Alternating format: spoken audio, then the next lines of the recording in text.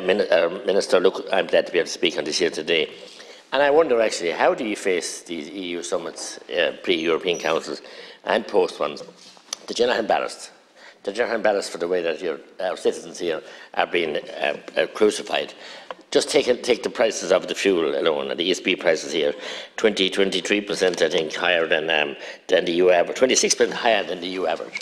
How can you hold your head up and hold your rightful place among the nations of the EU in this, and allow this to go on? And how can you go back and say other EU countries we've seen have introduced windfall tax a year ago, and more than a year ago, and here we have legislation introduced actually last night about this, and it mightn't even be enacted before the summer. How do you face in and say, is there anyone out there that does the roll call and does an account, kind of a report from each? I don't know, I've never been there, although I want to be there. A roll call to know how are you looking after your people, how are you faring in Ireland, lads? You know what I mean? How are things over there? Why aren't you looking after the people? We also saw whether you allowed a decoupling of the clean energy, the wind energy and solar energy away from the fossil fuels. But we were kicking and screaming here before we did it, and we did it eventually a year and a half after many other European countries, and yet the price of electricity and oil hasn't come down. So what's going on? Like, the genie's out of the bottle here. And I call out the media here for not exposing this as well, because our citizens are being crucified in every which way, and the dearest oil prices, the dearest electricity, the dearest everything. And we're in this great project, which was a great project, but I have serious doubts about it now. But we seem to be lethargic and inept and unable to play catch up with them and do what they're doing over there. Many citizens are forced to go to Europe to take legal cases because they can't get justice in the courts here.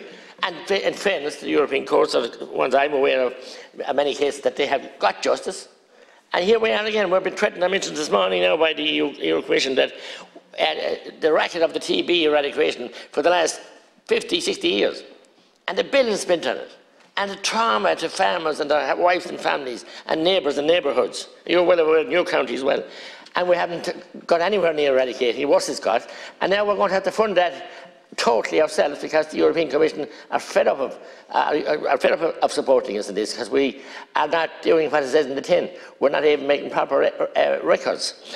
As regards then the language of certain ministers in Taoiseach and Oireachtas, his language about neutrality in the last year, 2 years really, mainly when he's Taoiseach, there's an outdated position and this and that. It served us well, I'll remind you, and I remind him as well. Then he has a consultative forum in Cork and another one in Galway and two more in Dublin. Pick the people he wants to get the answer he wants. Why can't he have a consultative forum about getting down the price of energy for the people? Why can't you have a citizens' assembly to try and get fair play for our farmers?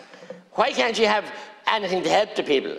Everything that's passed here, and you come back here, and for years you were coming back here telling us this was passed in Europe, and it is, but now we see they're holding up the EU directive regarding the whole situation with the flooding of our lands. Thankfully, some people have found their Leo Rodi over there and are saying, questioning this. And we're the good boys, do everything they want. And yet, when it comes to standing up for our people, we don't do it. We're elected as Tocti Downey to serve the public, messengers of the people, and we're elected to support our people. When the EU went wild, went in a crazy frenzy, purchasing vaccines, mountains of them that they were never going to use, why weren't we crying hard? No, because we were, Taoiseach Matt at the time was saying, oh no, buy more, we must inject everybody in Ireland 4 and 5 and 6 times, and continue going on. And now the mountains of them are there, the waste and the costs. And people can't get orthodontic treatment, they can't get scoliosis treatment, they can't get basic home help now, things like that. So what have you done wrong, and why aren't you serving the people? And you're new Minister of European Affairs, but do you not be a bit embarrassed going over and saying we're the laggards and everything? Everything. We're pleasing our people.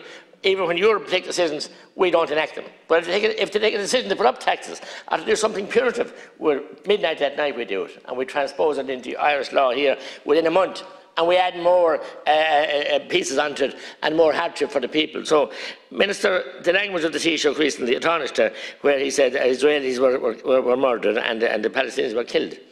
Someone needs to give him go back to, and I have the best elocution in the world, God knows. Often the writers here ring me up to know what words I use, what I said, but that's clearly language that is written out for him by his officials, and he chooses that some people are killed and some people are murdered. So it's the same with the war in Ukraine. But all blindly support everything that's going on. Send him helmets and coats, bullets if he could, but and then the fact that we will not restrict the numbers, and I want to look after the Ukrainian refugees that come in here, but I want to cap them the numbers, and if they want to have 30,000, then we look after them properly, not have them being exploited now by big developers who do up big premises and get a fortune from the state. Far away from the male spirit, that is. This is all about money. Thanks, Deputy. Thank you so much.